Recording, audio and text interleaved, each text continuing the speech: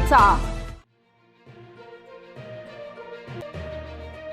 सटाणा शहरातील अभिमन्यू नगर परिसरात सायंकाळच्या सुमारास जनावरांमध्ये अचानक दंगल उसळल्यानं नागरिकांमध्ये प्रचंड भीतीचं वातावरण निर्माण झाले। सुमारे अर्धा तास हा परिसर अक्षरशः कर्फ्यू सदृश्य बनला होता। माहितीनुसार काही भटक्या जनावरांमध्ये अचानक आक्रमकता वाढल्यानं त्यांनी रस्त्यावर धावाधाव करत नागरिकांना घाबरवले। घटनास्थळी कोणत्याही क्षणी गंभीर अपघात होण्याची शक्यता निर्माण झाली होती। मात्र परिसरातील काही सतर्क नागरिकांनी धाडस दाखवत परिस्थिती नियंत्रणात आणण्याचा प्रयत्न केला। त्यांच्या एकजुटीमुळे अखेर जनावरांची दंगल पांगवण्यात यश आले। या घटनेमुळे अभिमन्यू नगरमध्ये काही काळ तणावपूर्ण वातावरण निर्माण झाले होते।